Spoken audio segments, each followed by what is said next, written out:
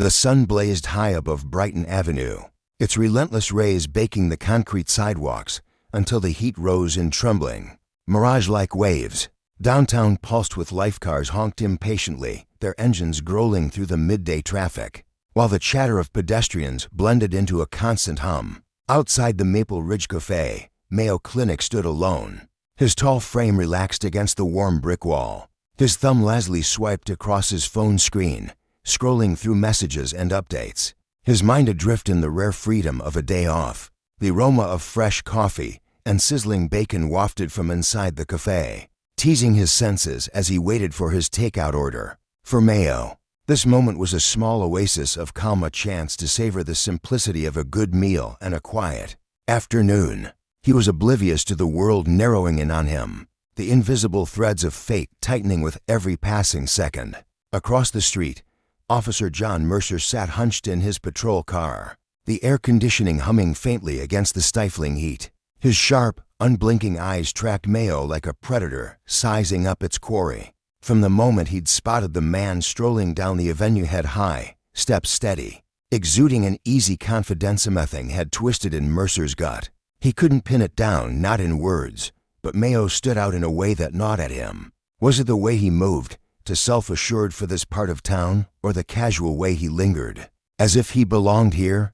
Mercer's fingers tightened around the steering wheel, his knuckles whitening as he muttered to himself under his breath, the words lost in the rumble of the engine. He didn't realize it, but his mind had already begun weaving a story, one not rooted in evidence or reason, but in the dark, tangled roots of bias that had grown unchecked within him for years. To Mercer, Mayo's tranquility wasn't just odd, it was a provocation. That unshakable calm, the way he stood there scrolling through his phone without a flicker of unease, felt like a slap in the face to the officer's worldview. In Mercer's mind, people like Mayo didn't get to be this comfortable, not here, not in a place where he'd long ago decided they didn't fit. Each second he watched, his suspicions hardened, sprouting thorns of resentment. His uniform gleamed in the sunlight as he pushed open the car door, stepping onto the pavement with a purpose that bordered on obsession. His hand brushed the edge of his belt, fingers grazing the cool metal of his handcuffs,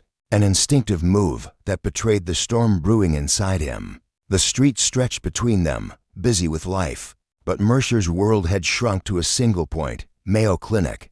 Standing there like a puzzle he was determined to break apart. Mayo's head tilted up from his phone just as Mercer's shadow fell across him, the officer's boots clicking sharply against the pavement.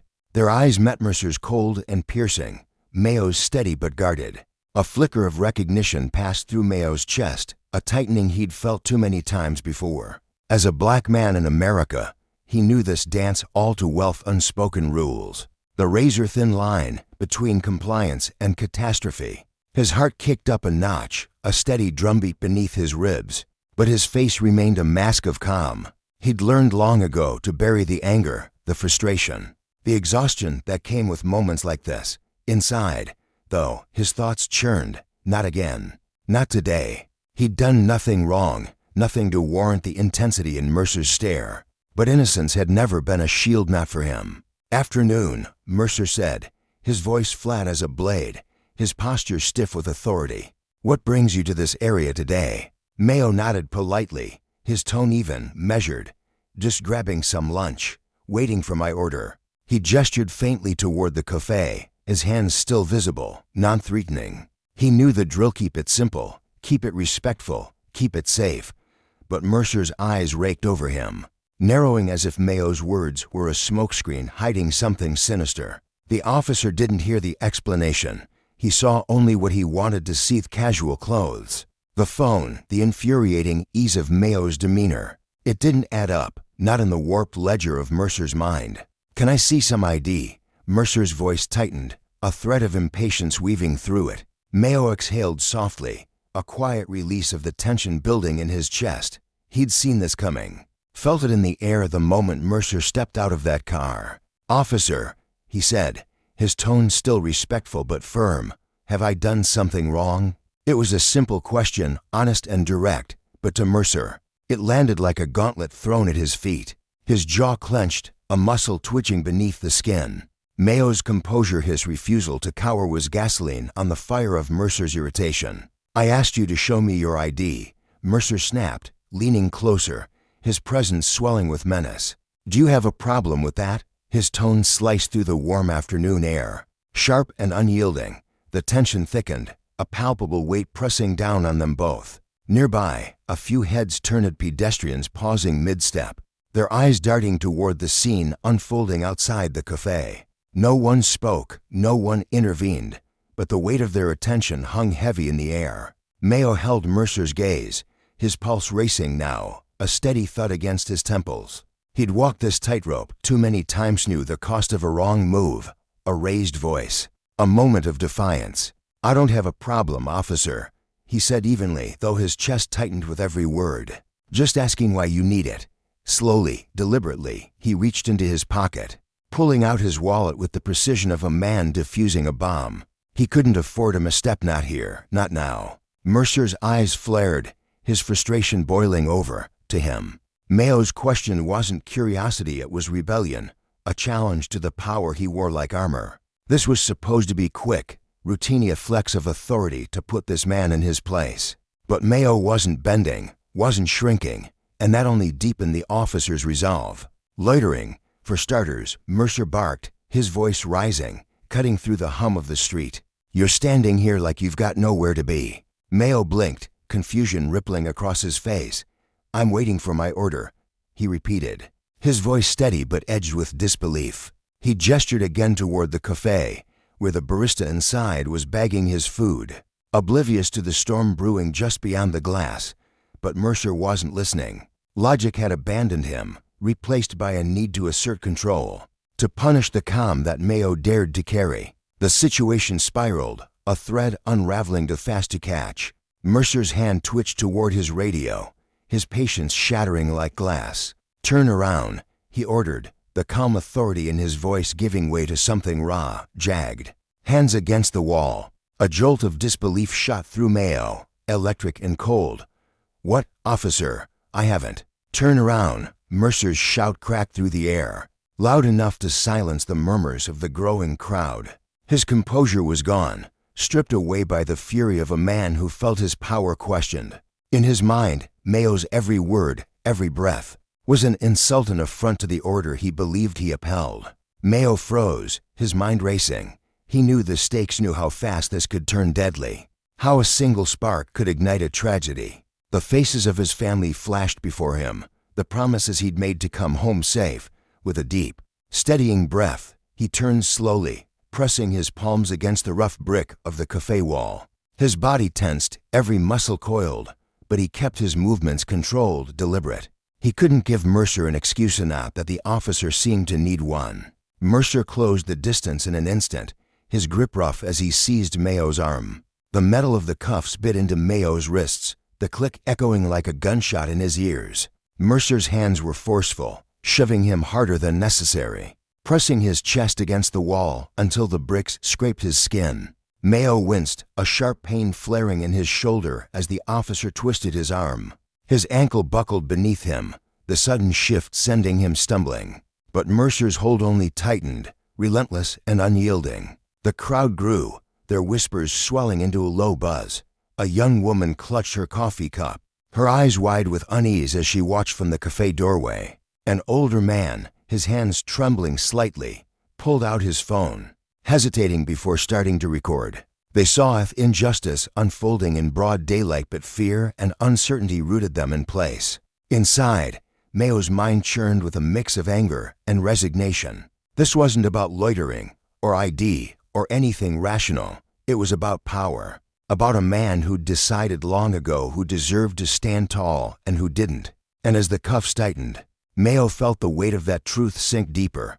Justice was a fragile thing, easily crushed beneath the heel of those who abused it. Mercer's breath was hot against the back of Mayo's neck, his voice a low growl as he muttered something incoherent, perhaps a justification, perhaps a curse. But the lesson lingered in the air, unspoken yet deafening. When power goes unchecked, when prejudice festers into action, the consequences ripple far beyond the moment. For Mayo, this was another scar, another story of survival.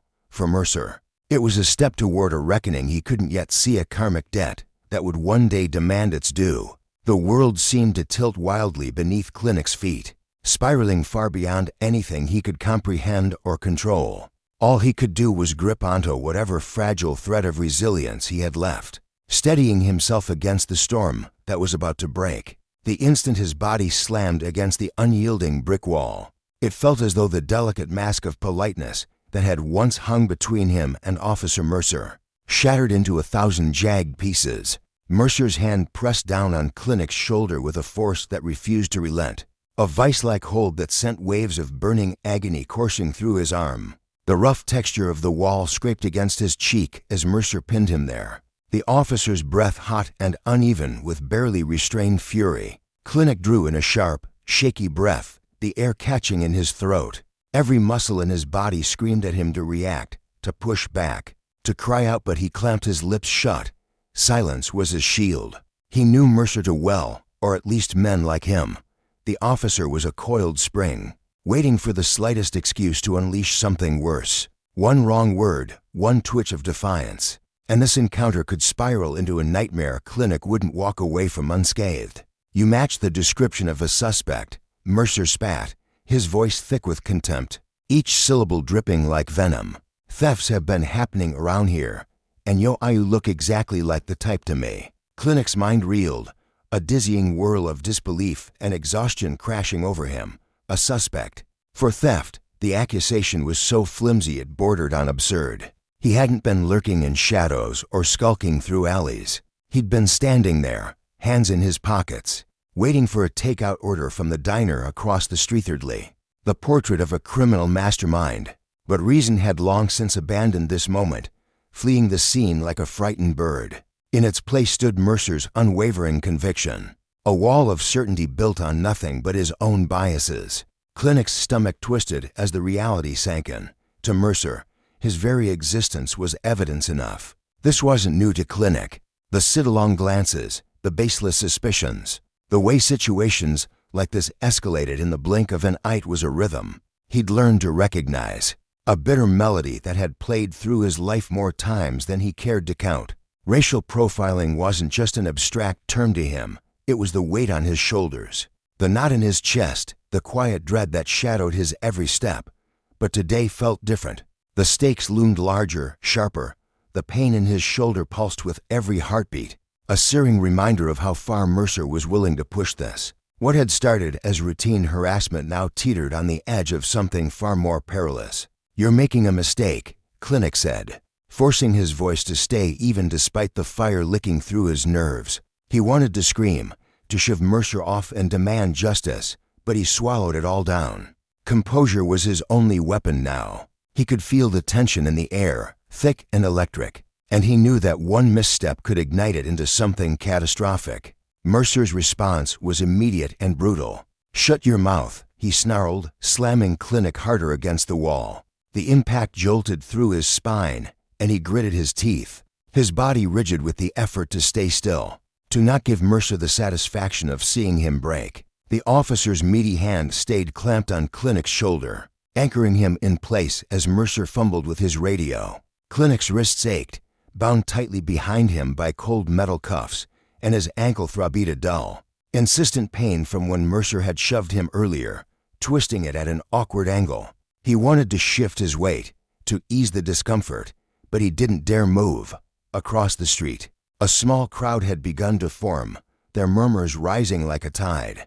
People craned their necks, phones raised high, capturing every moment of the unfolding scene. Their faces were a mosaic of emotion: shock, anger, disgust, and their voices carried fragments of outrage over the clamor of passing cars. "He didn't do anything," someone shouted. "Why's he using so much force?" Another voice demanded.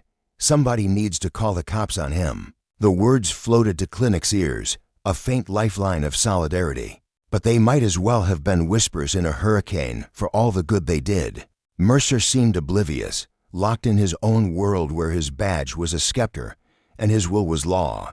To him, the growing crowd was nothing more than background noise, an irritation buzzing at the edges of his focus. His jaw tightened, a muscle twitching as he pressed the button on his radio with a deliberate jab.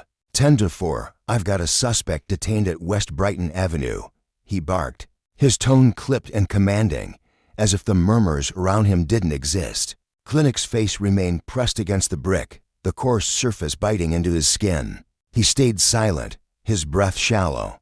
He knew this game. Protest would only fuel Mercer's need to dominate, to prove his power. He'd felt this weight before, the suffocating press of authority wielded like a club. But today, something inside him stirred a flicker of resolve refusing to be snuffed out. "Officer," Clinic said, his voice steady but carrying a new edge. "I'm not resisting. But you need to hear me. You're making a serious mistake." The words hung between them, firm yet measured. Mercer's reaction was instantaneous. "Enough," he roared, yanking Clinic's arm for emphasis, the sudden jolt sending a fresh spike of pain through his shoulder. "You think you can talk your way out of this? You're lucky I haven't called this in as more than loitering." The threat landed like a punch. Loitering, theft, the charges were piling up, each one more absurd than the last. A flimsy house of cards Mercer was building to justify his brutality. Clinic's chest tightened as he saw it clearly. The officer wasn't just enforcing the law, was crafting a story, molding the truth to fit the ugly shape of his assumptions. "Is this really necessary?" Clinic asked, his voice softer now but no less steady. A quiet plea woven into the words. "I'm just waiting for my food.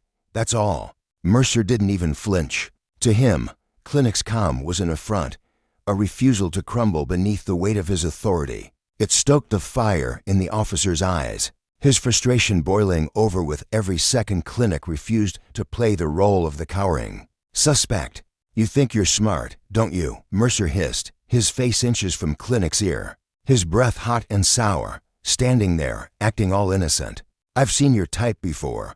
His grip tightened, and Clinic winced, the pain cutting deeper now, not just in his body, but in his soul. It was the sting of humiliation, the ache of knowing that to Mercer, he was already guilty, his fate sealed by the color of his skin and the officer's unchecked power. Clinic's mind raced, a torrent of thoughts crashing against each other. He hadn't expected this today, not over something as mundane as waiting for a burger and fries. Now, his only goal was survival, escaping this encounter without more bruises or worse. Across the street, the crowd swelled, a sea of faces watching in stunned silence or shouting in defiance. A woman stepped forward, her phone held aloft like a torch, her voice cutting through the chaos. "You're hurting him for no reason. He didn't do anything." Mercer's head whipped toward her, his irritation flaring into something darker. "Back off," he snapped, his tone a blade slicing through the air. "This is police business." But the woman stood her ground, unyielding. "We're calling the police on you," she shot back, her defiance mirrored by the nods and murmurs of those around her, some already tapping at their screens. For a fleeting moment, uncertainty flickered in Mercer's eyes. The situation was slipping from his grasp, the tide of witnesses threatening to drown his control.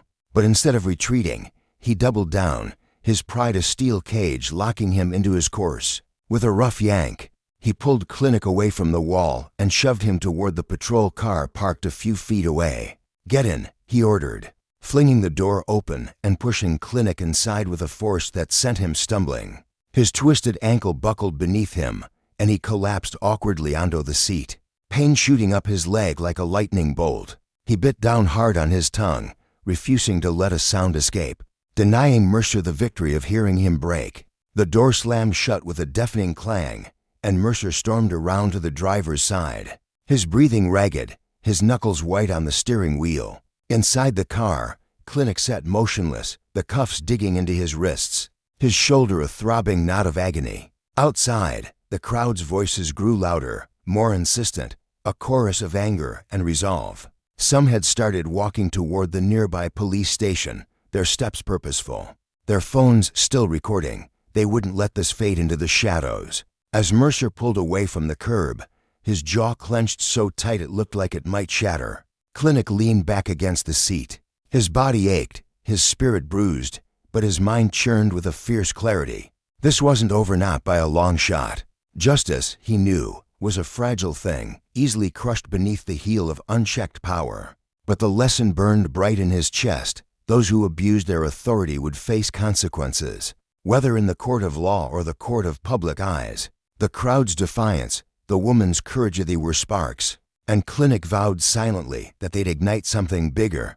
For now, he endured. But he wouldn't forget. The ride to the precinct was suffocating, a heavy stillness pressing down on the car's interior, broken only by the faint, persistent drone of the city beyond the windows. Mayo Clinic sat slumped in the back seat, his wrists bound by cold, unyielding handcuffs that dug into his skin with every subtle shift. His shoulder throbbed relentlessly, a searing fire that flared hotter with each jolt of the vehicle over uneven pavement. The pain was a living thing, clawing through his nerves, but he refused to let it show. His face remained a mask of stoic calm, his jaw tight, his eyes fixed on the back of Officer Mercer's head. He wouldn't give the man the satisfaction of seeing him flinch now, not ever. Inside, though, his mind churned with a quiet, unshakable resolve.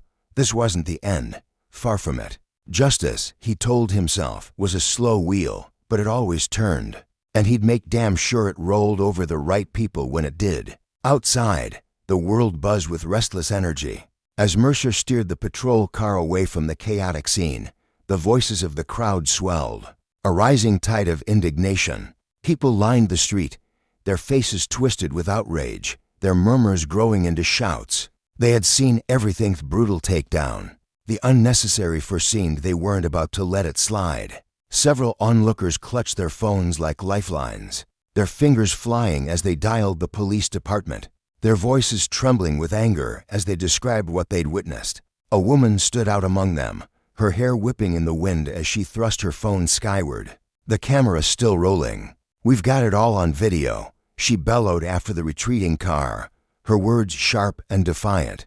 They lodged in Clinic's mind like a promise, echoing through the haze of pain and exhaustion. Evidence, truth, a lifeline he could cling to when the time came. In the driver's seat, Mercer's hands gripped the steering wheel with a force that turned his knuckles bone white. His silence was a wall, thick and impenetrable, but Clinic could feel the weight of the officer's gaze slicing through the rearview mirror. Those hard, unyielding eyes bore into him, searching for weakness, for a crack in his composure. Mercer didn't speak, didn't need to. His tension screamed louder than words. He'd heard the crowd's jeers, felt the sting of their judgment like 1,000 tiny needles pricking his pride. But he shoved it aside, burying it deep.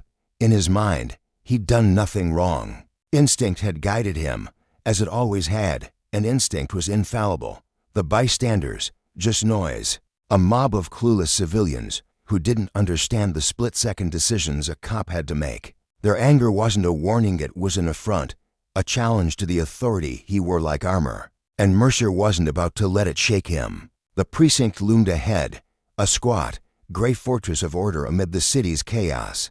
As the car rolled into the parking lot, something in Mercer shifted. His shoulders squared, his movements grew sharper, more deliberate.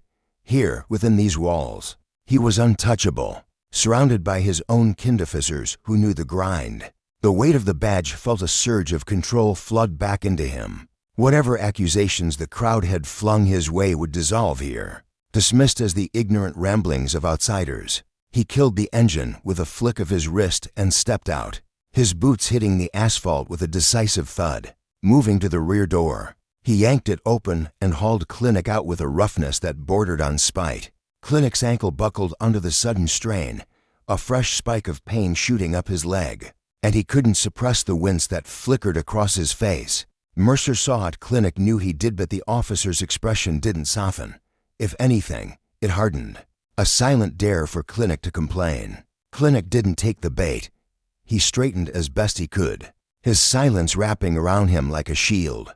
Words wouldn't sway Mercer now, they'd only be wasted breath. Better to save them for later, for the moment when they'd carry real weight. The precinct doors swung open, and Mercer shoved him inside, the air shifting from the crisp bite of the outdoors to the stale, humming bustle of law enforcement at work. Officers darted back and forth, their radios crackling with static, their voices overlapping in a chaotic symphony of commands and curses. Desks overflowed with paperwork, and the sharp tang of burnt coffee hung in the air. It was a world of controlled disorder, a machine grinding through its daily churn of arrests and releases. But as Mercer pushed Clinic forward, a ripple of curiosity spread through the room. Heads turned, eyes lingered. There was something about Clinic, the way he carried himself, steady and unbowed despite the cuffs and the limp that didn't fit the usual parade of drunks and petty thieves dragged through these doors. Near the booking desk, Officer Sarah Morales stood hunched over a stack of forms, her pen scratching across the paper in quick, distracted strokes. She was young, still green enough that the job hadn't fully hardened her, but sharp enough to notice things others missed. When Mercer and Clinic entered, she glanced up, her dark eyes catching on Clinic for a heartbeat before drifting back to her work. But something tugged at her, a faint itch of recognition she couldn't shake. She stole another look, longer this time, studying the man's facethy calm set of his mouth, the steady gaze that swept the room like he was cataloging every detail. Most people brought in like this were a mess, raging or sobbing or pleading.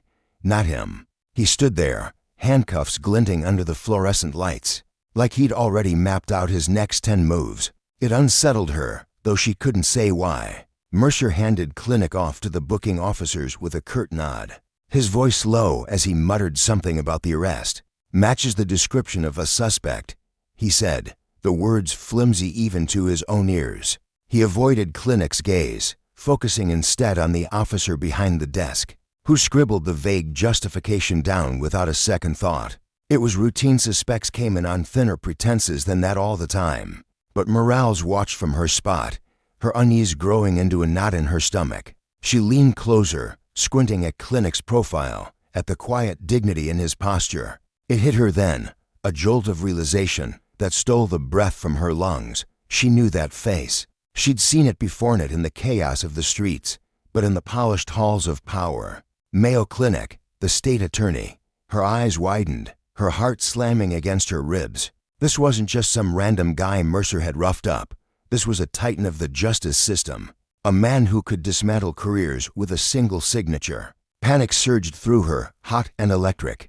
How had Mercer not known?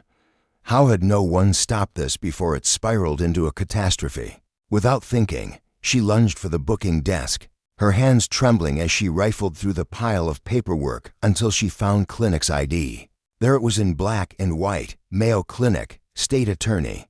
Her suspicions confirmed. She clutched the card like it was a live wire, her mind racing. This wasn't just a mistake, it was a reckoning.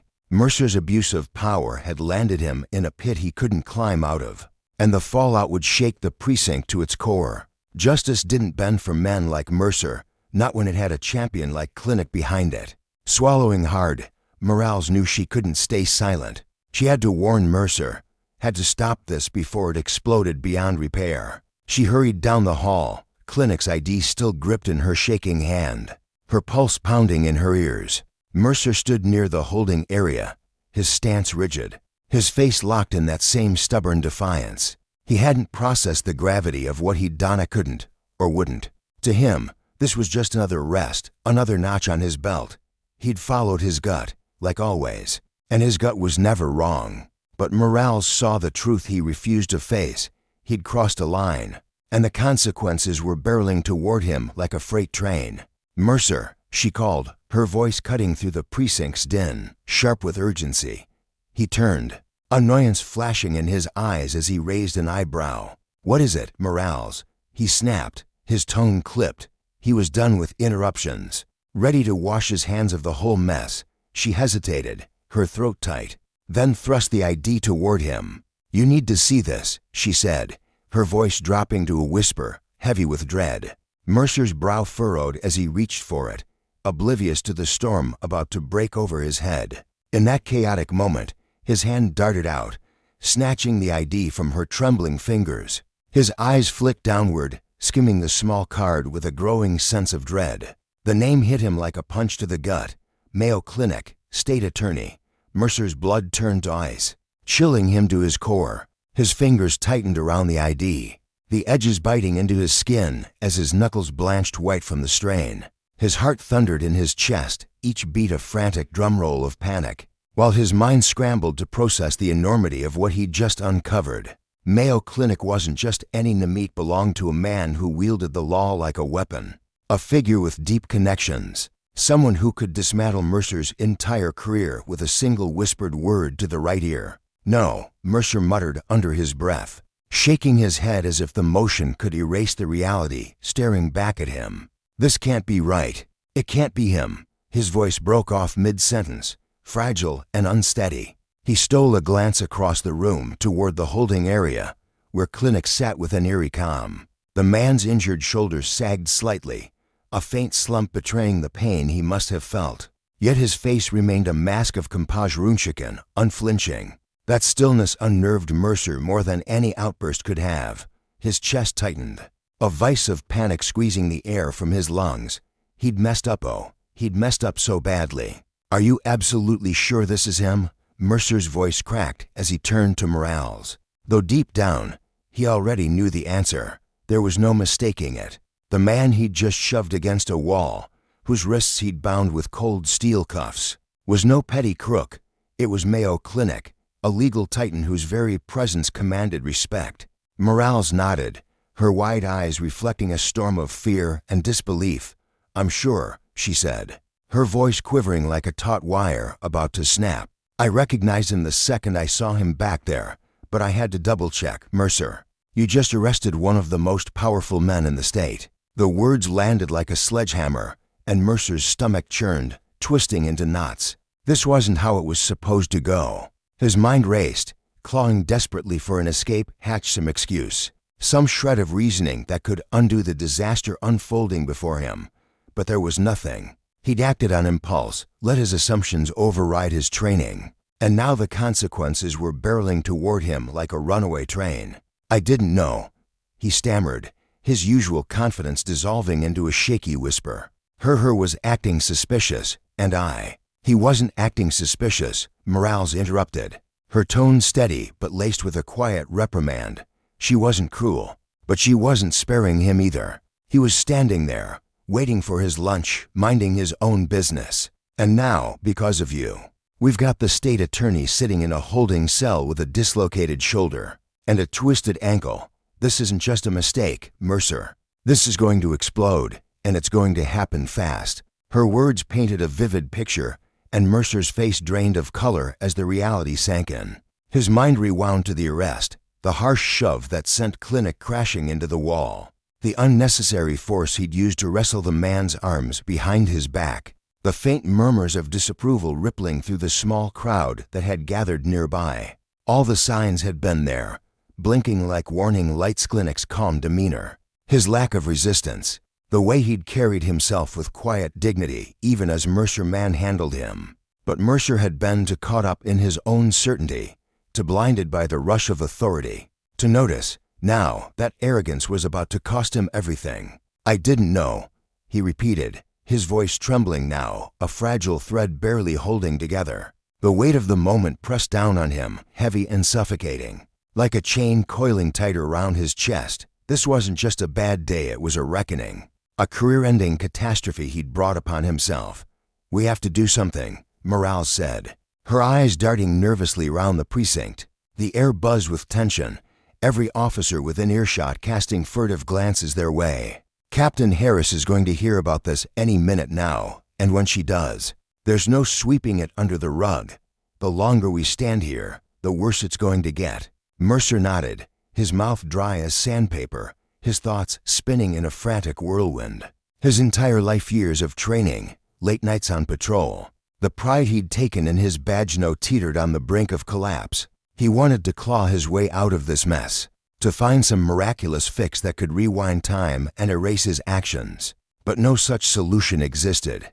The damage was done, irreparable, and the tension in the precinct thickened with every passing second, each tick of the clock stretching into an eternity. As he trudged down the hallway toward Captain Harris's office, every step felt like wading through molasses. The sound of his boots echoed in his ears, a hollow rhythm that matched the painful thudding of his heartbeat. The weight of his mistake clung to him, an iron shroud he couldn't shake off. He could feel the eyes of his colleagues boring into him, some judgmental, others uncertain, all of them whispering in hushed tones about the officer who'd crossed a line too far. His reputation, once solid as stone, had crumbled to dust in a matter of minutes.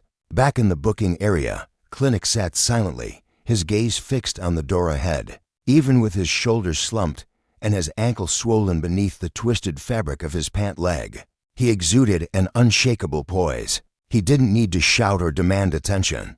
His quiet presence was enough to unsettle everyone around him. The officers nearby shifted uncomfortably, avoiding his eyes as if meeting them would confirm their own complicity. Clinic knew the system inside and out-navigated it, shaped it, mastered it. And now, caught in its jaws through no fault of his own, he held a power none of them could ignore. Earlier, as Mercer had pressed him harder against the wall, Clinic's voice had cut through the chaos. Steady and measured, "You're making a mistake." It hadn't been a plea or a threat, just a simple statement of fact. A truth that now loomed larger than Mercer could have ever imagined. When Mercer reached the captain's office, his nerves were frayed to threads, his palms slick with sweat. He hesitated at the door, unsure what awaited him on the other side, but certain it wouldn't be mercy, steeling himself. He stepped in, and the air shifted immediately. Captain Diane Harris sat behind her desk, her posture rigid,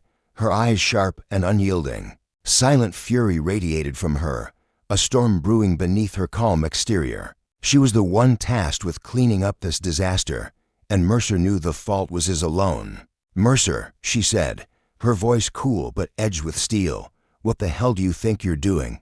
The entire precinct is buzzing about your arrest of Mr. Clinic. You detained the state attorney for loitering." She spat the last word, her disgust palpable, as if it left a bitter taste on her tongue.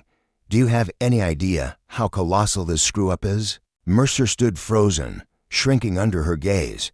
The room seemed to close in around him, the walls pressing tighter with every word she spoke. He wanted to explain, to justify his actions, but his tongue felt like lead in his mouth. Nothing he could say would unravel the mess he'd made. Harris's stare never faltered, and after a heavy silence, she pressed on, her tone icy and relentless. "You broke every rule in the book, every procedure, every guideline. Threw them out the window. You didn't follow protocol. You escalated a nothing situation into a crisis, and now we're all drowning in the fallout.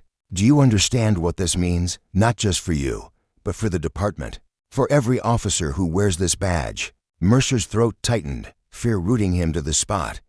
He'd known he'd messed up, but hearing it laid bare like this stripped away any lingering delusions. This wasn't just about his career anymore, it was about the trust he'd shattered, the reputation he'd dragged through the mud. He could already see the headlines flashing in his mind. State attorney wrongfully arrested in shocking abuse of power. The media had likely caught wind of it by now, and the public wouldn't let it fade quietly. Justice, he realized, wasn't just about enforcing the law, it was about wielding it with care. His reckless misuse of authority had turned him into the very thing he'd sworn to stand against. "You're suspended," Harris said at last, her words slicing through the air like a guillotine. "Effective immediately. Leave the precinct now. You'll face an internal review, and they'll decide if you've got any future here. As of this moment, you're no longer part of this team." Mercer's heart plummeted, a sickening drop that left him hollow. He'd been cast out, stripped of his badge, his gun, his identity, all of it gone in a blink. All that remained was the bitter sting of shame and the dawning realization that power, when abused, exacted a price far steeper than he'd ever imagined. As he turned to leave, the echoes of Clinic's calm warning rang in his ears, a haunting reminder that justice always found a way to balance the scales. The precinct hummed with a restless energy, a cacophony of hushed voices weaving through the air like threads of a fraying tapestry. Officers darted glances at one another, their eyes flickering with a mixture of disbelief, unease, and something harder to name, judgment, perhaps, or the weight of a shared secret unraveling. Word of Officer Mercer's suspension had spread like wildfire, igniting whispers that danced from cubicle to cubicle. Some of his colleagues felt a pang of sympathy, their hearts heavy with the unspoken understanding of the relentless pressures that came with the badge of sleepless nights, the split-second decisions, the constant hum of danger lurking just out of sight. But others couldn't stomach it. To them, the cold, hard facts of Mercer's actions were a stain too dark to overlook, a betrayal of the oath they'd all sworn to uphold. The air grew thick with tension, a palpable fog of confusion and division settling over the room. No one could predict what lay ahead, but one truth hung heavy over them all: the precinct, and everything it stood for, would never be the same. Meanwhile, in the dim confines of the holding room, Clink sat with a stillness that belied the storm raging within him. His shoulder ached with a dull, persistent throb, a reminder of the force that had pinned him down. His ankle pulsed with every heartbeat, the pain a sharp echo of the moment he'd been dragged into the police car, the gravel biting into his skin. Yet beneath the physical discomfort burned a fire of resolve, unyielding and fierce. As he sat there, the metal chair cold against his back, he replayed the scene in his mind: flashing lights, the shouts, the hands that gripped him too tightly. He knew this wasn't just about him. It never had been. This was about the countless others who'd faced the same brutality, their voices silenced by a system that turned a blind eye. Clink wasn't merely the state attorney. He was a beacon, a living testament to the fight for justice, a man who refused to let the weight of power crush the truth. His injuries were more than bruises, they were battle scars in a war for change. He'd already reached out to Michael Graves, his attorney and confidant, a man whose tireless dedication matched Clink's own. Graves had been a whirlwind of action behind the scenes, his office a chaotic symphony of ringing phones, scattered papers, and late-night coffee. He'd filed charges against Mercer, wrongful arrest, excessive force, building a case as solid as steel. The evidence was stacking up like bricks in a wall, grainy video footage capturing the arrest. In stark detail, witness statements scribbled in hurried handwriting, medical reports detailing the bruises blooming across Clink's skin. It was airtight, a legal fortress. But for Clink and Graves, this wasn't just about winning a lawsuit.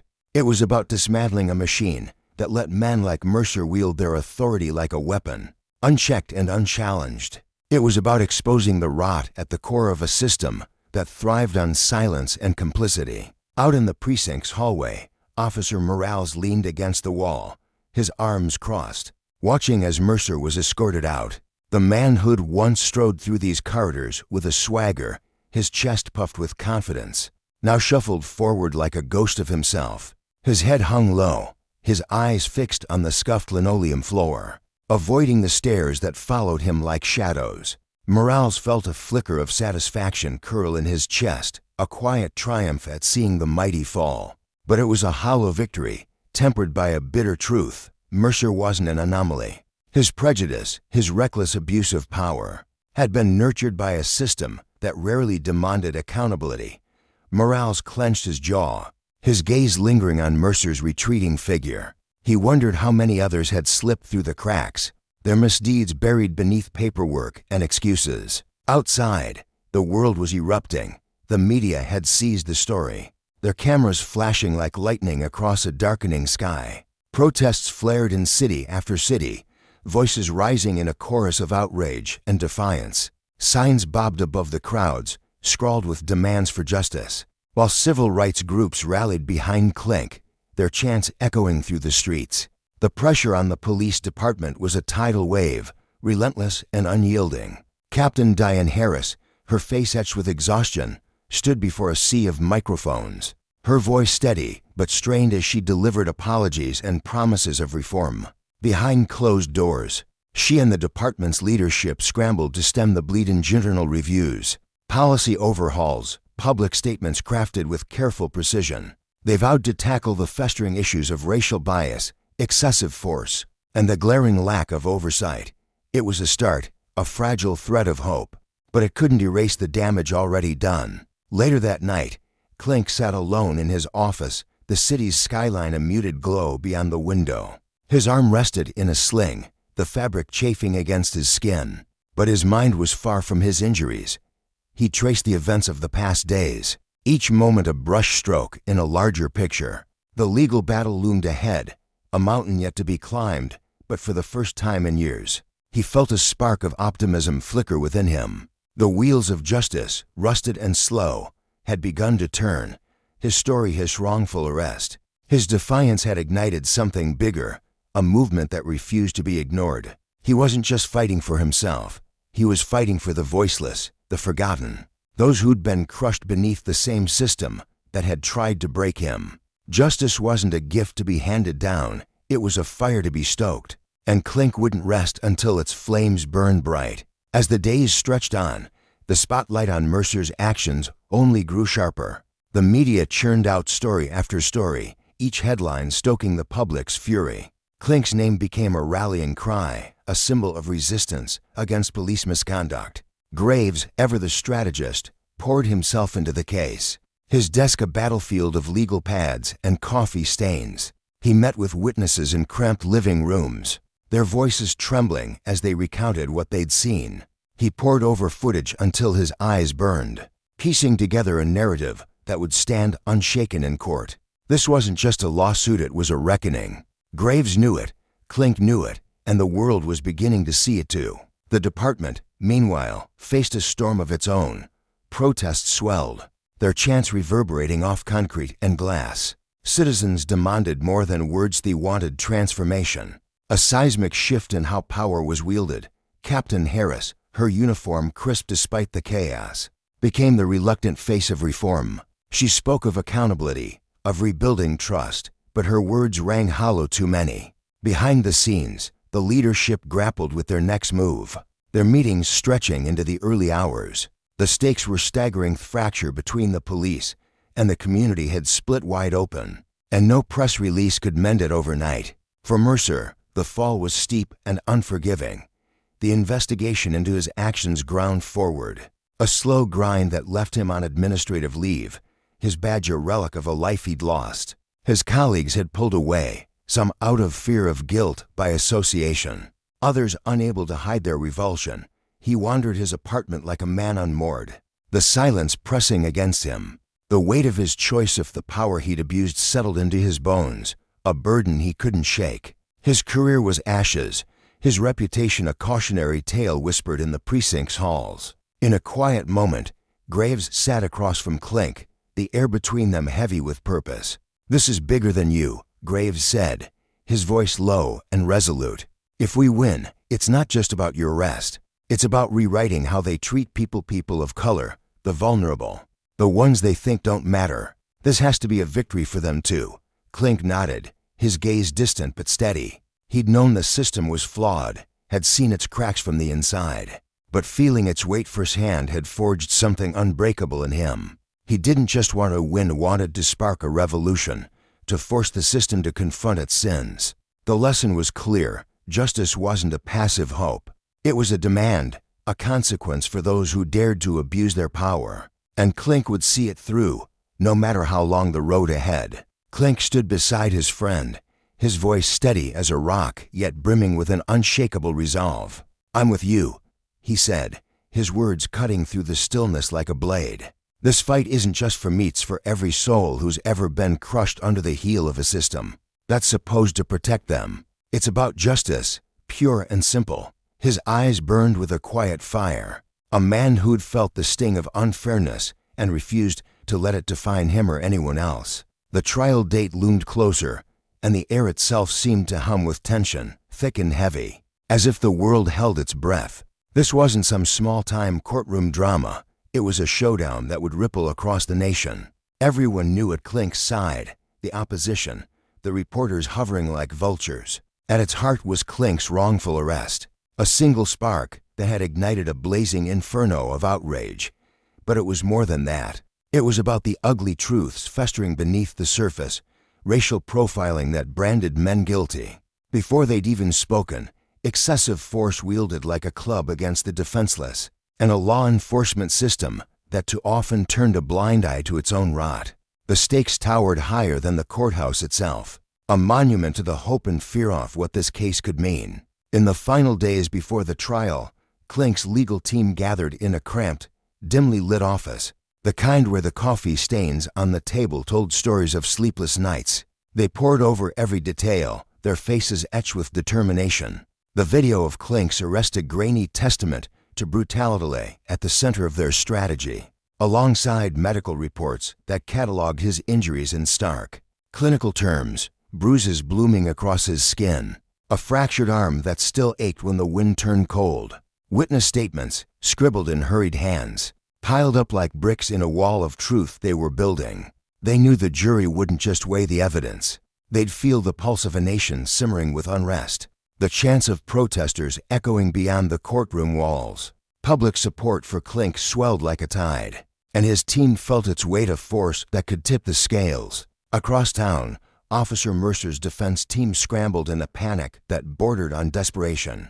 Their office was a mess of scattered papers and half-empty coffee cups, the air thick with the sour scent of sweat and fear. They had no sturdy ground to stand on, no shield to hold up against the storm of evidence. Their best shot was a flimsy excuse. Mercer had acted rashly, caught up in the heat of the moment. But even that crumbled under scrutiny. The video didn't lie. Mercer's fists had flown without reason, his voice barking orders laced with venom. He'd pinned Klink to the ground, an innocent man whose only crime was the color of his skin and a hunch Mercer couldn't justify. The defense knew it. Their case was a house of cards in a hurricane. Outside, the world buzzed with a restless energy. The media seized the story like wolves on a fresh kill, tearing into every angle. Newsrooms churned out headlines that screamed of injustice, replaying the arrest footage until it was seared into the public's mind. Protests erupted, spilling into the streets like a flood, people of all ages, their voices raw with anger, their signs trembling in their hands. Justice for Klink, and police brutality. Social media became a wildfire of hashtags and shared videos, each post a spark that fed the growing blaze. Outside the courthouse, supporters gathered in a sea of defiance, their chants rolling like thunder, demanding accountability. The message rang clear: the people were awake, watching, and they wouldn't settle for silence. When the trial day dawned, Klink stepped into the courtroom, his arm still cradled in a sling, a badge of the violence he'd endured. But his spine was straight, his gaze unflinching. He carried himself like a man who'd stared down hell and walked out stronger. His legal team flanked him, their suits crisp but their eyes weary from the fight. The room buzzed with a nervous electricity, every seat filled, every breath held. The judge's gavel fell, a sharp crack that sliced through the tension, and the prosecution rose like warriors stepping onto a battlefield. The video played first, projected on a screen that seemed too small to hold its weight. The jury leaned forward, their faces tightening as the scene unfolded. Klink standing calmly by a street corner, hands in his pockets, waiting for a sandwich he'd never get to eat. Then Mercer, barreling in like a storm, his voice a snarl, his hands shoving Klink against a wall with a force that made the onlookers flinch. The camera caught every second rough grip, the false accusations spat like poison. The moment Klink's arm twisted and snapped under Mercer's weight, the room was silent, the footage a deafening roar of truth. Then came the witnesses, ordinary people thrust into an extraordinary moment. A young woman with trembling hands clutched the stand, her voice soft but steady as she recounted how Mercer had stormed toward Klink without a word, how she'd seen fear flash in Klink's eyes before the officer's rage took over. An older man, a shopkeeper with weathered skin and a heavy accent, spoke next, his words slow but firm. He'd watched from his store window, helpless as Mercer pinned Klink down, the pavement scraping his cheek raw, each story layered onto the last, a chorus of voices painting a vivid, damning picture. When Klink took the stand, the air shifted. He moved slowly, favoring his injured arm, but his presence filled the room. His voice was low, deliberate, each word chosen with care yet heavy with feeling. "I was just waiting for my lunch," he began, his eyes sweeping the jury. "I wasn't yelling, wasn't running, wasn't doing anything but existing.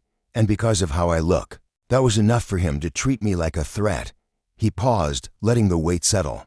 "This isn't just about me. It's about the people who live this every day, profiled, beaten, blamed for nothing. It's about a system that lets power run wild and calls it justice. It has to stop." His words weren't loud, but they struck like hammer blows, resonating with a truth that couldn't be ignored. Mercer's turn came, and it was a disaster. He slouched in the witness box, his uniform replaced by a cheap suit that hung loose on his frame. His voice wavered as he tried to explain himself, claiming he'd felt threatened, that Klink had seemed suspicious, but his excuses rang hollow, his eyes darting to the jury as if searching for mercy he wouldn't find. The video had already betrayed him. No threat, no resistance. Just a man crushed under his unchecked fury. The jury's faces hardened. They saw through the lies. As the trial drew to a close, the courtroom felt like a pressure cooker ready to burst. Hours ticked by as the jury deliberated, each minute stretching into eternity. Clink sat motionless, his heart thudding against his ribs, while his team whispered reassurances he barely heard. When the jury filed back in, the room fell into a hush so deep it seemed the walls held their breath. Guilty, the foreman said, and the word landed like a stone dropped into still water. Cheers erupted, a wave of sound that crashed over Clink, lifting a burden he'd carried since the day Mercer's hands had closed around him. Mercer was led away, his wrists bound in cuffs that gleamed under the courtroom lights. His head hung low, his once proud stride reduced to a shuffle. His career was ash, his downfall a swift and brutal reckoning for the power he'd abused. The department, too, faced a mirror it couldn't shatter, systemic flaws laid bare for all to see. A wound that demanded healing. Clink stepped outside, the sling still a constant companion, but his shoulders felt lighter. His team surrounded him, their voices bright with congratulations. Michael Graves, a burly lawyer with a grin that could light up a room, clapped him on the back. "We did it, man. This is a precedent. We've told the world this won't stand." Clink nodded, but his smile was faint, his mind already racing ahead. "It's not just Mercer," he said softly, his voice almost lost in the clamor. "He's the symptom. The sickness runs deeper. This is a start, but the real battle's just beginning." The media swarmed like bees, cameras flashing in a blinding storm. "Mr. Clink," a reporter shouted, shoving a microphone toward him. "How does it feel to see Mercer convicted?" Clink paused on the courthouse steps, the crowd stretching out before him, supporters, journalists, strangers who'd become part of his fight. "It feels right," he said, his tone even but firm. "Justice was served today, but it's one piece of a bigger puzzle. We need reform training, accountability, a system that doesn't let this happen again. That's what matters now." He turned away, the cheers fading as he walked into the dusk. The victory was sweet, but it was only a spark. Clink knew the road ahead was long, paved with struggle and sacrifice. Justice had won a battle, but the war against power's corruption raged on, and he was ready to fight. Clink scribbled furiously, the scratch of his pen against the paper a frantic rhythm that matched the excitement pulsing through his veins. Each word he jotted down felt like a small triumph, a brick laid in the foundation of something greater. Yet, even as his hand moved, his mind raced far ahead, leaping past this fleeting moment of victory. He understood with a clarity that gnawed at his gut, that this win, hard fought as it was, would crumble into dust unless it became part of a seismic shift, a transformation woven deep into the fabric of law enforcement's culture. The platform he now stood on wasn't just a stage, it was a weapon, and he intended to wield it with precision and unrelenting force. Over the following weeks, Clink's world tilted. The narrow lens of his personal battle widened into a sprawling crusade for justice that stretched far beyond his own scars. The protests didn't fizzle out after Officer Merca's conviction. They roared louder, swelling into a tidal wave of voices that crashed against the old, weathered walls of the system. People spilled into the streets, their footsteps heavy with purpose, their chants rising like a storm. They weren't just demanding justice for Clink anymore, they hungered for a reckoning, a dismantling of the machinery that had propped up Merca's abuses for far too long. The air crackled with their fury and their hope, a volatile mix that painted the city in shades of defiance. Clink found himself pulled into the spotlight, invited to stand before rally crowds, his face plastered across posters as the reluctant emblem of a movement. But his heart wasn't in the applause or the flashing cameras. His gaze was fixed on something more enduring, legislative change, the kind that could rewrite the rules and bind the hands of those who'd grown too comfortable wielding unchecked power. He threw himself into the work, partnering with civil rights advocates whose eyes burned with the same fire, legal scholars whose minds churned through loopholes and precedents, and even a handful of officer-skeet rebels within the ranks who'd grown sick of the rot they saw around them. Together, they forged a bill, a tapestry of reforms stitched with threads of accountability, mandatory de-escalation training to cool the tempers of trigger-happy cops, body cameras to capture every shadowed move, and a gutting of internal affairs protocols that had long shielded the guilty. Behind a veil of bureaucracy, the opposition came fast and fierce. A wall of resistance built from police unions flexing their muscle, city officials clutching their influence, and pockets of the public who saw the reforms as a handcuff on those meant to protect and serve. Their arguments echoed through tense town halls and angry op-eds, claiming the bill would strip law enforcement bare, leaving chaos in its wake. Clinic stood unshaken, his resolve a steel rod in his spine. He knew the truth etched into his bones. Meaningful change was a beast that didn't come quietly. It demanded sweat, shouting matches, and sleepless nights. It meant staring down the comfortable and the corrupt alike, and he was ready to meet them all head-on at just for himself. But for every soul who'd been crushed under the weight of a badge and never given a chance to rise. One late evening, Clinic sat alone in his office, the dim glow of a desk lamp casting long shadows across the cluttered space.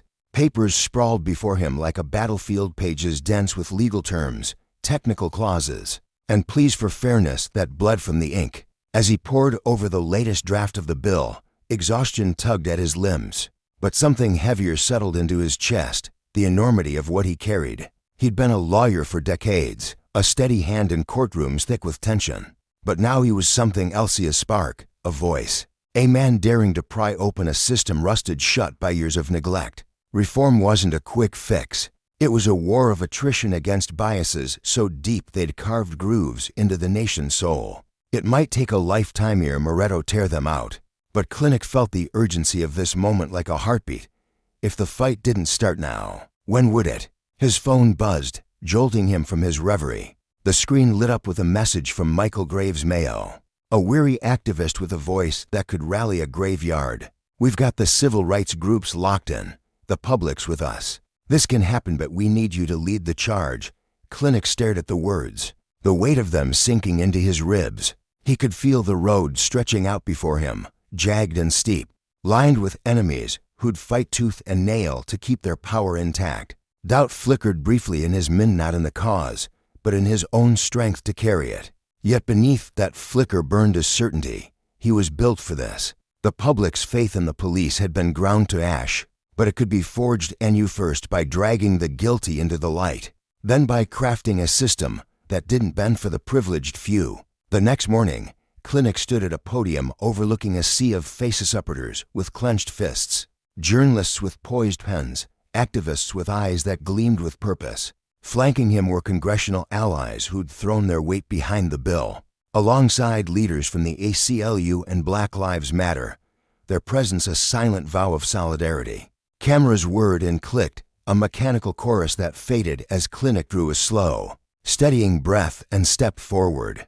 "I stand here today," he began, his voice a low rumble that grew into a fire, "not just as your state attorney, but as a man who believes in justice. Not the hollow kind that's tossed around in speeches, but a justice that grips every citizen with fairness and dignity. A justice that bows to no one, not even those who hide behind a badge." The crowd stilled, their silence a canvas for his words. "This isn't just about Officer Merca," he continued, his tone sharpening with every syllable. "It's about the countless lives bruised and broken by bias, by violence, by a system that's turned its back on them because of their skin. We've let this cycle spin, to Longibus cloaked as authority, power twisted into a club. But today, we say no more. This bill, these reforms are the first crack in that wall.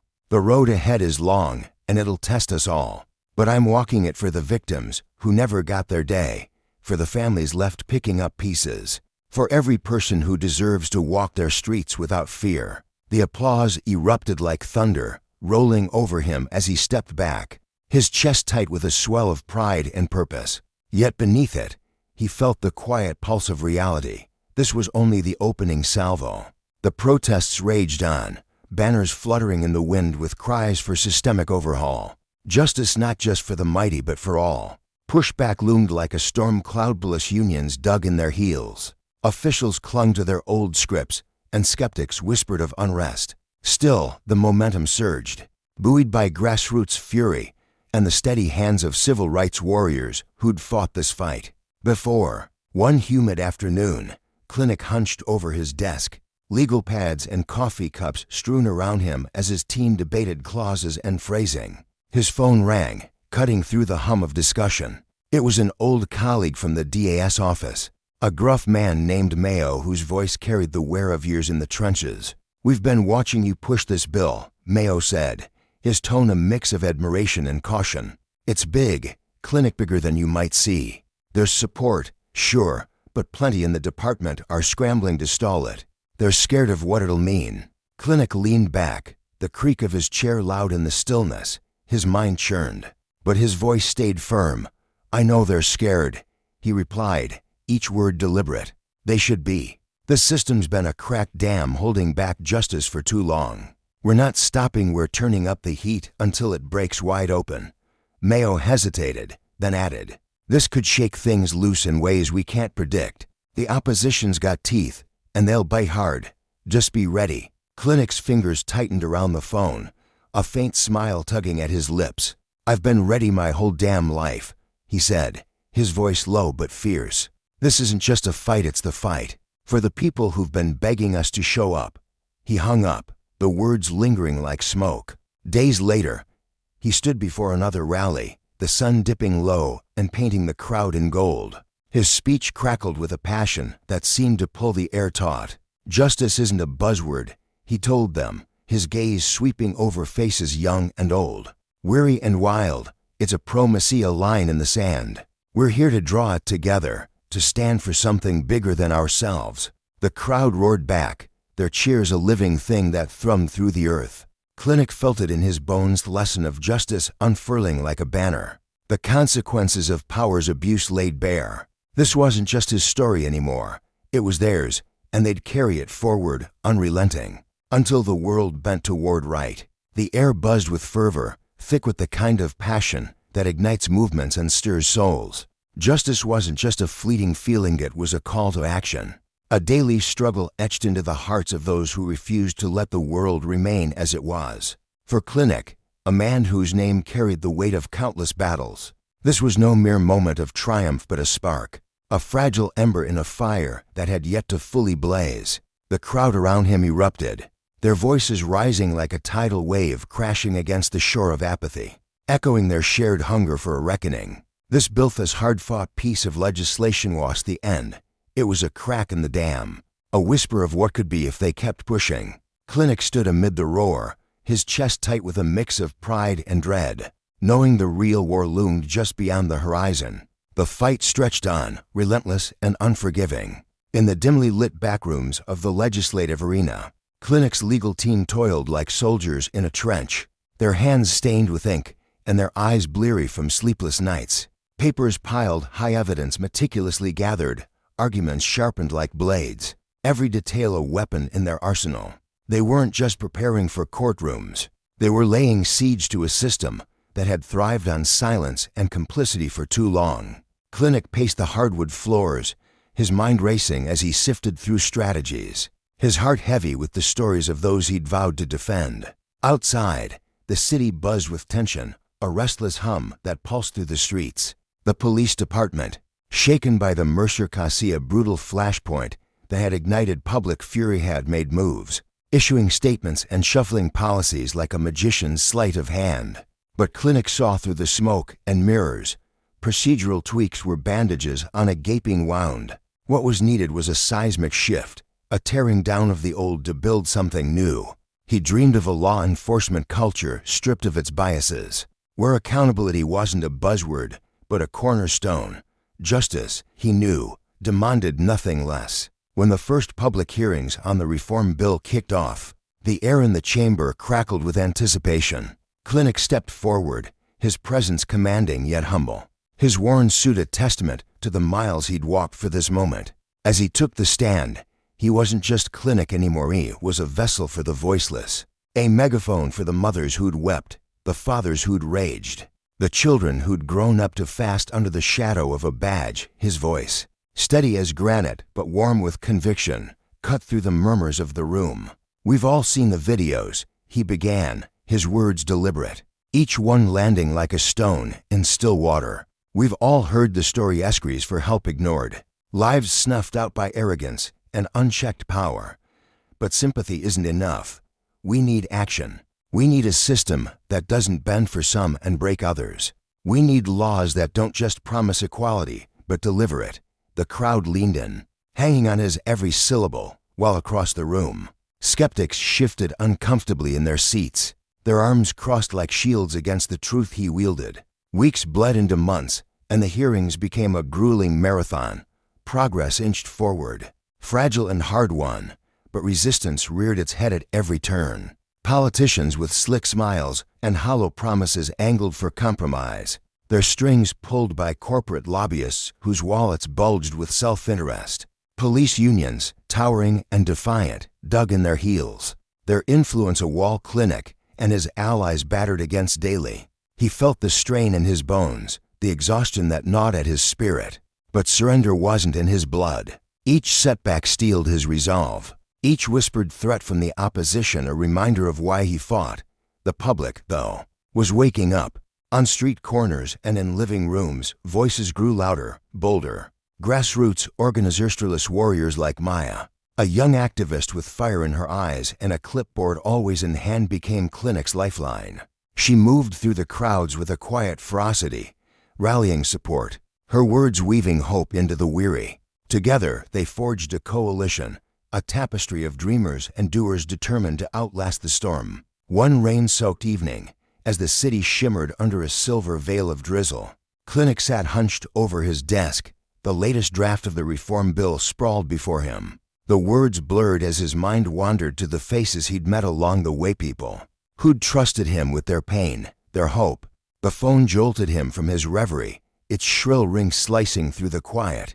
It was Mayo, his voice crackling with urgency through the line. "It's happening. Clinic. We've got the votes. The bill's going through." Clinic's pulse thundered in his ears, a wild drumbeat of disbelief and exhilaration. He'd known this day might come, had clung to it through the darkest hours, but now, with it staring him in the face, the weight of it nearly buckled his knees. "Thank you," he managed, his throat thick with unshed tears. "But this is just the starting line."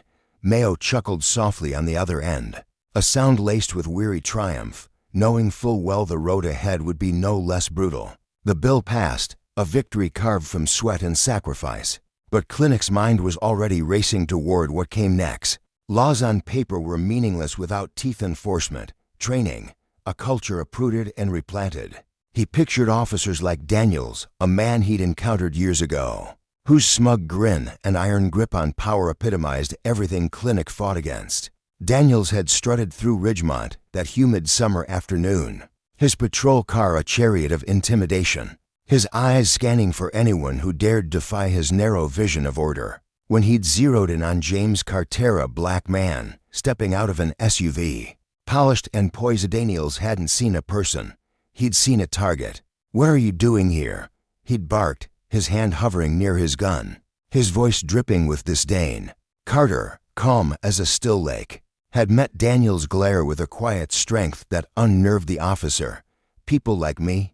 Carter had replied, his tone a velvet blade, slicing through Daniels' bravado. The exchange had escalated, Daniels puffing up like a cornered animal, until Carter revealed his badge, Police Chief James Carter. Daniels' face had crumpled, his arrogance dissolving into a stammered apology. But the damage was done. That moment had seared itself into Clinic's memory, a stark lesson in how power, unchecked, corrupted everything it touched. Now, as Clinic gazed out his office window, the rain painting rivulets on the glass, he felt the bittersweet sting of progress. Daniels was just one thread in a tangled web, but the bill was a chance to unravel it, to hold men like him accountable, to ensure no one else felt the sting of a system that judged before it listened. The city below glistened, alive with possibility, and Clinic's heart swelled with a cautious hope. Justice wasn't a gift bestowed, it was a garden cultivated through relentless care, a harvest reaped only by those willing to dig in the dirt. He thought of Maya, of Carter, of the countless others who'd stood beside him, their faces etched with the same quiet determination. The journey was far from over, but for the first time, Clinic believed they might just win. The lesson was clear: power abused was a house of cards, destined to collapse under the weight of its own hubris, and he'd be there, shovel in hand, ready to build something better when it fell. The afternoon sun beat down on the bustling streets of Ridgemont, casting long shadows over the pavement where Officer Daniels stood, his chest puffed out with the kind of confidence only a badge could provide. He had just pulled over a sleek, gleaming Corone that stood out against the modest backdrop of the neighborhood, and was preparing to assert his authority. His voice trembled slightly as he opened his mouth, intending to deliver the usual spiel about identification and purpose. But before a single word could escape, Chief Carter, the man behind the wheel, silenced him with a look so sharp it could have sliced through steel. Daniels froze, his breath catching in his throat as Carter's piercing gaze pinned him in place. "Let me take a wild guess," Carter said, his voice cutting through the air like a whip, each syllable dripping with barely restrained indignation. "You saw me black manseting in this expensive car, and your first thought wasn't neighbor or fellow citizen. No, you decided I didn't belong here, didn't you? You figured you'd play the big hero, swoop in, and put me in my place." His words weren't loud, but they carried a weight that made Daniels shift uncomfortably, his boots scuffing against the asphalt as he tried to hold his ground. Daniels' face flushed a deep crimson, his mind scrambling for a response. "And no, sir," he stammered, his voice cracking under the pressure off Carter's unrelenting stare. But Carter wasn't having it. He stepped closer, his polished shoes clicking against the pavement with deliberate precision, closing the distance until Daniels could feel the heat of his presence. The calm exterior Carter had maintained moments ago was now a distant memory, replaced by a simmering intensity that made the younger officer shrink inward. "Save it," Carter snapped, his tone low but laced with a fury that sent a shiver down Daniels' spine. "I know exactly what was going through your head, and don't you dare think this little chat ends here." Desperation clawed at Daniels as he tried to claw back some semblance of control. "Chief, I swear, I didn't mean anything by it," he said, his voice rising in pitch as he gestured helplessly with his hands. "I was just doing my job, keeping an eye out, protecting the community, you know." But his words sounded hollow even to his own ears, and the excuse landed like a stone in a still pond, rippling out to meet Carter's icy rebuttal. "Protecting the community," Carter interrupted, his voice slicing through Daniels' flimsy defense like a blade. "By harassing someone without a shred of cause? Tell me, officer, do you even understand what serve and protect means? Or is that just a catchy slogan you toss around when it suits you?" His eyes narrowed, daring Daniels to respond. But the younger man could only stand there, his cheeks burning hotter as shame crept up his neck. Around them, the hum of the street began to shift. A few pedestrians, their curiosity piqued by the escalating tension, slowed their steps, their eyes darting between the two men. Some fumbled for their phones, their fingers trembling with excitement as they hit record, eager to capture the unfolding drama. Daniels noticed the growing attention, his stomach twisting as he realized his every move was being documented. His reputation, his career, teetering on the edge of a digital abyss. "I didn't harass anyone," he mumbled, his voice barely above a whisper now. A weak attempt to defend himself. I thought." "You thought what?" Carter snapped, stepping even closer, his presence towering over Daniels despite their similar height. "That I didn't belong here? That I must be some kind of criminal because I don't match your narrow little picture of success? Don't you dare lie to me, Daniels. I've seen your file page after page of complaints, and this isn't the first time you've pulled a stunt like this." His words were a hammer, each one driving Daniels further into the ground, stripping away the bravado he'd worn like armor. Daniels opened his mouth to protest, a feeble but, sir, escaping his lips. But Carter raised a hand, silencing him with the authority of a man who'd had enough. "Do you know what makes this worse?" Carter continued, his voice dropping to a dangerous quiet that sent a chill through the air. "This is my neighborhood.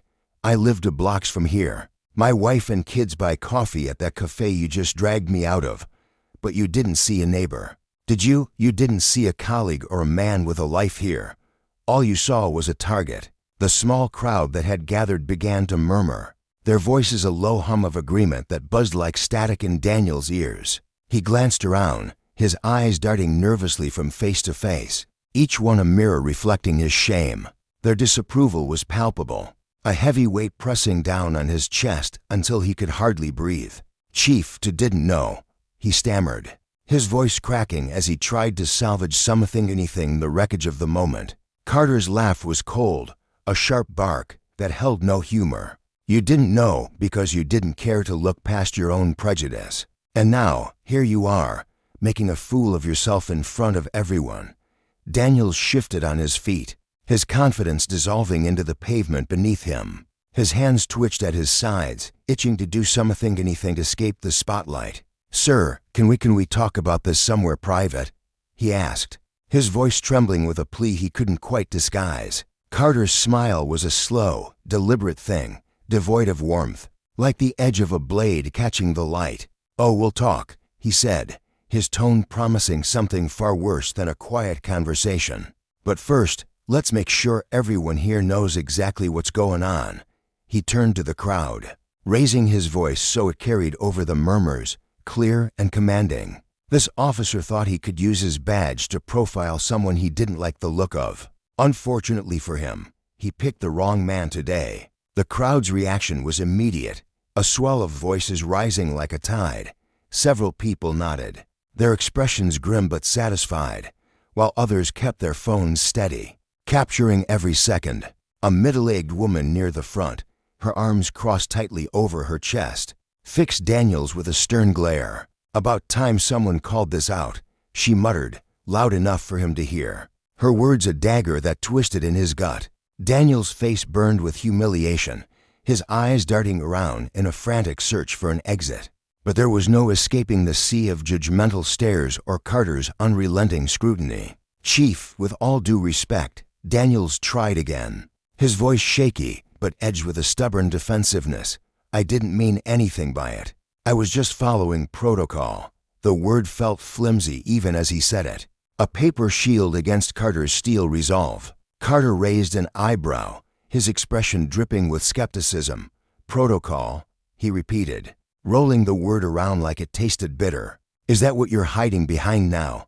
Tell me, Daniels, which part of your precious protocol says it's fine to profile someone without cause? Which page in the manual taught you to wield your badge like a club against anyone? Who doesn't fit your mold?" His voice was calm, but it carried an edge that cut through Daniels' excuses like a hot knife through butter. Daniels floundered, his mouth opening and closing as he groped for an answer to "wasn't profiling." "Sir, I was just trying to be cautious," he managed, but the words sounded pathetic even to him. "Cautious," Carter echoed, his tone mocking as he leaned in closer, his eyes boring into Daniels' soul. "Let me tell you what I think, Officer Daniels. I think you've spent so long hiding behind that badge that you've forgotten what it's supposed to stand for. You think it gives you the power to decide who belongs and who doesn't, like some self-appointed gatekeeper. Well, let me set you straight, you don't have that right.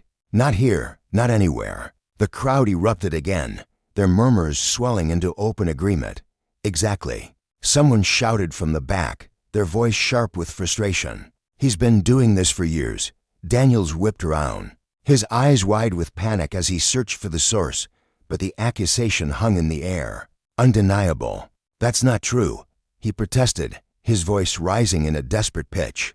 "I've always done my job with integrity." "Integrity," Carter cut in, his tone so sharp it could have drawn blood. "Let me ask you something.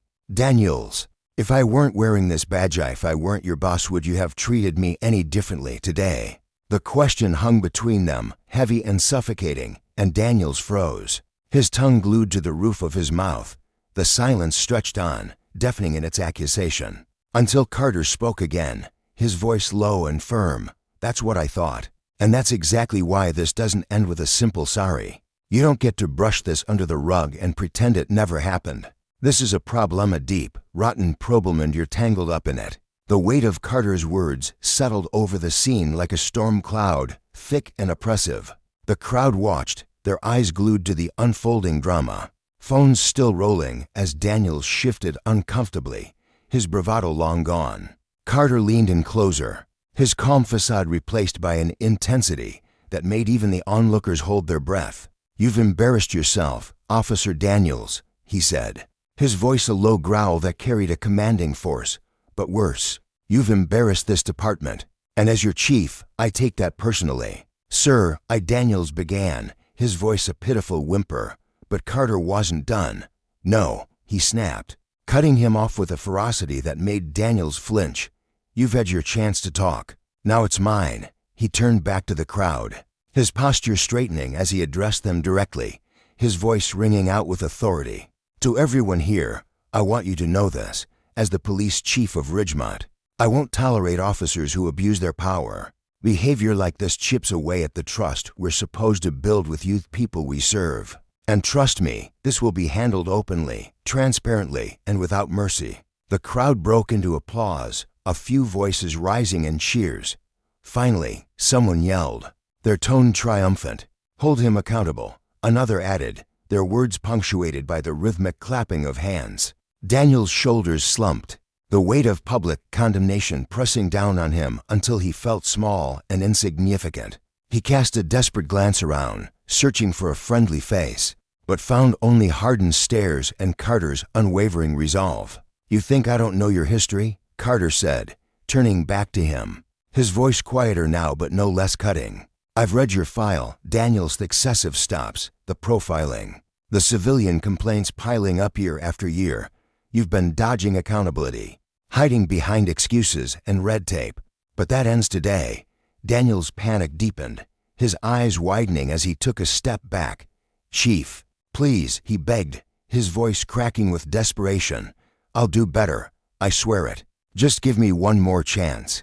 Carter shook his head, slow and deliberate, his expression unyielding. You've had plenty of chances, and you've squandered every single one. Now you're going to face the consequences. He pulled out his phone, his movements deliberate as he dialed a number, speaking loud enough for the crowd to hear. Captain Jones, I need you at the Ridgemont Cafe right now. Bring an internal affairs officer with you. Daniel's eyes widened in horror, his breath hitching as the reality of his situation sank in. Sir, is that really necessary? He pleaded, his voice barely a whisper. Oh, it's necessary, Carter replied, his tone as cold as ice.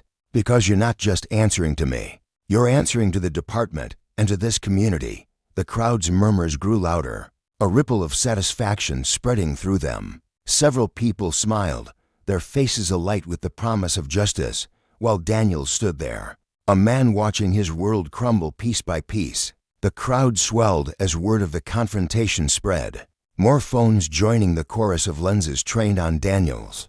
Every awkward shuffle of his feet, every bead of sweat trickling down his forehead, was captured in high definition, a permanent record of his fall from grace.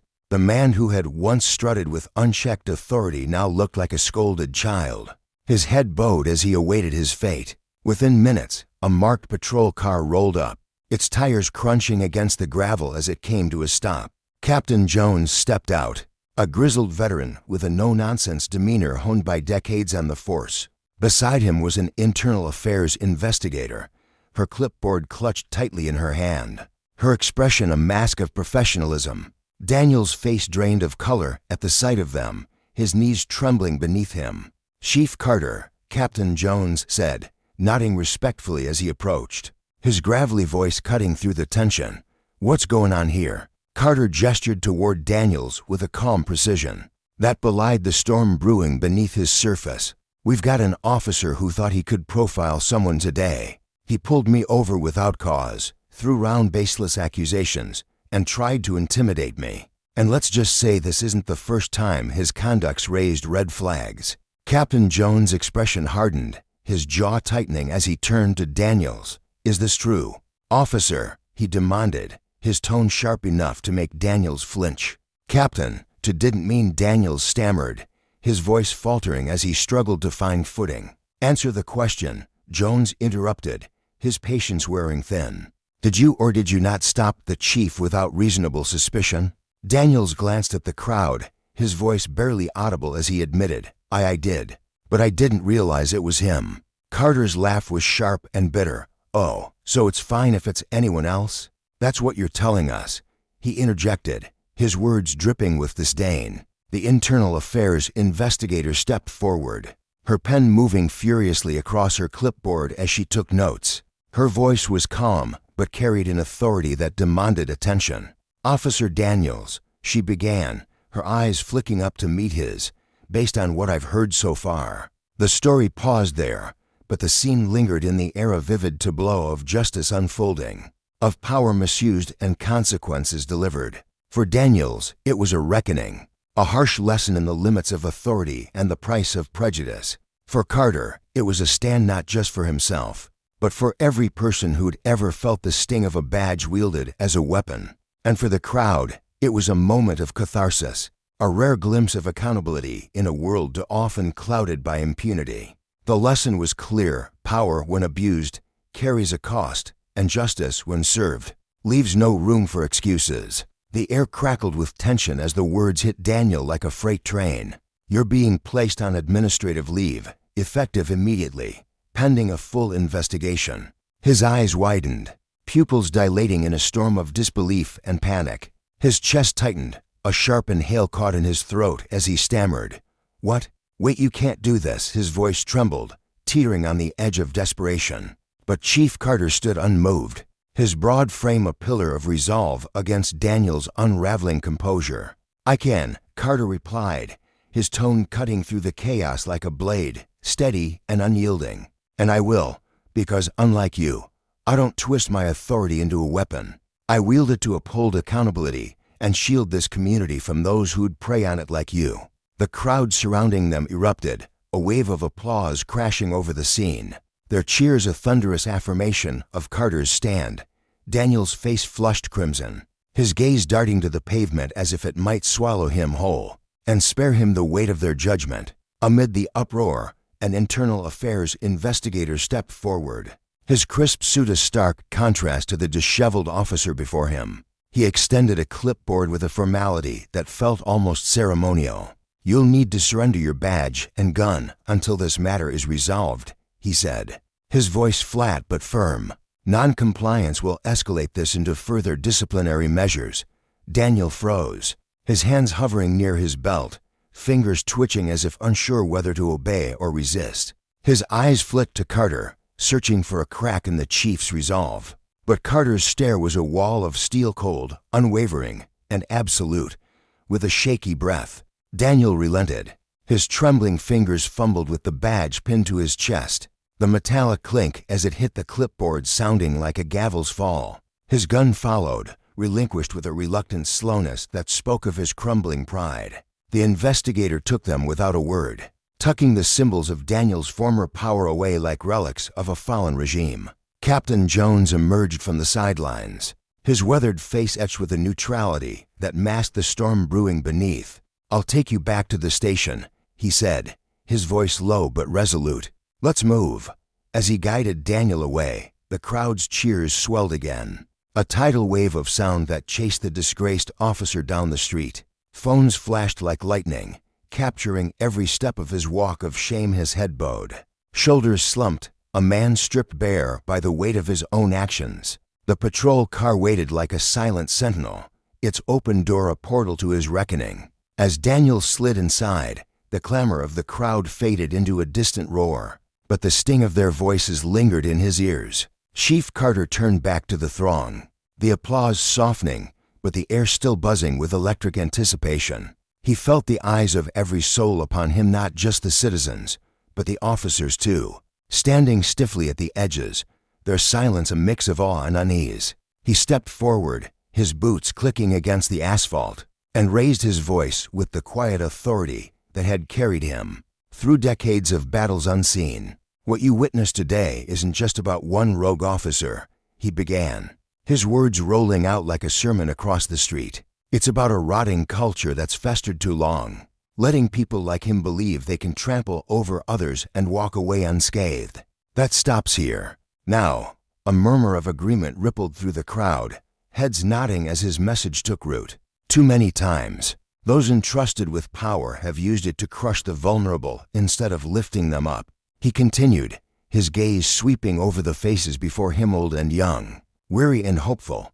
"I've spent my life pushing back against that tide, but one voice isn't enough. Real change demands every one of you officers, citizens, leaders to hold the line together." A young man near the front, his brow furrowed with years of skepticism, thrust his hand into the air. "How do we know this won't just fade away?" he called out, his voice sharp with the sting of past betrayals. "We've seen promises broken before." Carter met his eyes, nodding slowly, acknowledging the wound behind the words. "That's a question worth asking," he said, his tone softening but no less firm. "And here's your answer. I've already set the wheels in motion. Starting today, the Ridgemont Police Department will enforce mandatory bias training for every officer. We're forming a community oversight board to dig into complaints like the ones that brought Daniel down. No more shadows to hide in. No more excuses to dodge behind red tape." The crowd burst into applause again, a surge of hope and relief washing over them. A woman's voice rang out, clear and fervent. "Thank you, Chief, it's about damn time." Carter offered a faint smile, but his eyes remained grave. "Thank you," he replied. "But this isn't about me. It's about us. If you see injustice, shout it out. If you're wronged, step forward. I swear to you this department will hear you, and will act." He paused, letting the promise settle, then added, "And to anyone wearing this badge who thinks they're untouchable, look at what just happened. That's your fate if you step out of line." The officers nearby shifted, some exchanging furtive glances, their discomfort palpable. A few nodded, their jaws set with quiet resolve, while others stared ahead, their faces masks of defiance or resignation. Carter stepped back toward the cafe, the weight of the moment easing from his shoulders as the crowd began to thin. Conversations buzzed around him, alive with a renewed spark, some marveling at Daniel's public fall, others dreaming aloud of the changes Carter had vowed to bring. Standing by the cafe's glass door, he caught sight of a young black boy tugging at his mother's sleeve, his small finger pointing in awe. "Mom, that's the chief," the boy whispered, his voice trembling with wonder. His mother's tired eyes softened, a warm smile breaking through. "That's right, baby," she said. "And he just showed us what a true leader can do." The boy waved shyly, and Carter lifted a hand in return, a flicker of warmth breaking through his stoic facade. These fleeting moments, rare as they were, reminded him why he bore the crushing burden of steering a department mired in decades of flaws. Inside the cafe, Carter ordered a black coffee and settled at a small table by the window, the steam curling up from the cup as he stared out at the street. His mind churned, replaying the day's events, the shock in Daniel's eyes, the crowd's roar, the weight of his own words. Captain Jones stepped in, his heavy boots scuffing the floor as he approached. "Chief," he said, his voice a blend of admiration and caution, "that was one hell of a show out there. You sure about this transparency push? It's gonna stir up a hornet's nest in the ranks." Carter looked up, his expression calm but edged with steel. "Good," he said simply. "Some nests need stirring." Daniel wasn't alone in thinking he could skate by. If the others are squirming, it's because they've got skeletons rattling in their closets.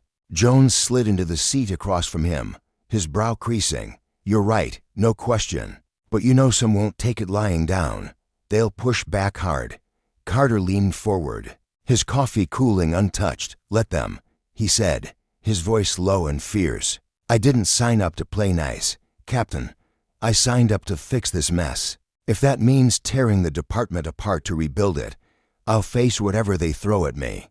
Jones studied him, then gave a slow nod. "You've got me in your corner, Chief. Always." Carter's lips twitched in a rare half-smile. "I know, Jones, and I'm grateful.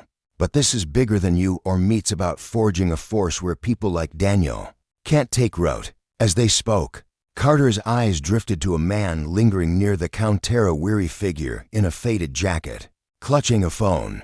He recognized him from the crowd, one of the many who'd recorded Daniel's downfall. The man hesitated, then stepped forward, his voice shaky with nerves. Chief Carter, I just wanted to say thanks. What you did out there right means everything to us." Carter nodded, his tone gentle but firm. "Thank you, but the real fight starts now. Keep us honest, no matter what." The man grinned, a flicker of pride in his eyes, and slipped away. Carter turned back to his coffee, the bitter warmth steadying him as his determination hardened. The next morning, the Ridgemont Police Department buzzed with a restless energy. Carter had summoned every officer, our recruits with wide eyes, grizzled veterans with lines etched deep into their face for a mandatory briefing. The room hummed with whispers, speculation swirling like smoke as they awaited the fallout from Daniel's public unraveling. When Carter strode in, his uniform pristine and his face a mask of calm, the chatter died instantly. He let the silence stretch, his gaze raking over the sea of badges, each officer feeling the unspoken challenge in his stare. "Yesterday," he began, his voice a steady drumbeat, "one of our own dragged this department's name through the mud." A few shifted uncomfortably, eyes darting to their neighbors. "For too long, we've let poison spread officers bending their power, making choices steeped in bias, chipping away at the trust we're bound to uphold. That ends today." He gestured to a screen behind him, where grainy footage flickered to life cell phone clips stitched together, showing Daniel's arrogance, Carter's rebuke, and the crowd's righteous fury. "You've seen this," he said, his tone ironclad. "If you haven't, you will. It's everywhere now. The world's watching us watching you. And what they demand is simple: accountability." The room held its breath, the weight of his words pressing down. "Daniel's on indefinite leave, facing a full internal affairs probe," Carter went on. "But this isn't just his reckoning, it's ours. Every one of you needs to look inside. If you think this badge lets you sidestep decency, you're in the wrong line of work, and I'll root you out myself." He stepped closer, his presence filling the space. "We're turning this ship around, starting now. Mandatory bias and de-escalation training for all. A community board to keep us in check. Zero tolerance for crossing the line." A hand shot up from the back officer Taylor, a lanky young cop known for his quiet fairness. "Chief," he said, his voice steady despite the tension, "what about those of us who've tried to do right, who spoke up and got shut down?" Carter's eyes softened, a rare glimmer of gratitude breaking through. "To you, I say thank you. You're the foundation we'll build on. But to those who've looked the other way, who've let the rot spread, you are not off the hook. You'll answer for it too." The air grew thick, some officers bristling, others slumping in defeat. A few nodded, their faces alight with cautious hope. Carter's final words cut through the haze. "This isn't just a paycheck, it's a duty. If you can't rise to it, there's the door. But if you're ready to grind, to earn back this town's faith, stay. Together, we'll make something worth believing in." He turned and left, the room stunned into silence, each officer wrestling with the path adrenaline for some, ruin for others. Across town, the streets hummed with a fragile optimism. Clips of Daniel's disgrace looped online, igniting debates about justice and power. Carter's name became a beacon, a testament that one man's courage could crack open a broken system. A divided community took its first shaky steps toward healing. Guided by a leader who dared to demand more, justice had struck its chord, and the echoes promised a new dawn.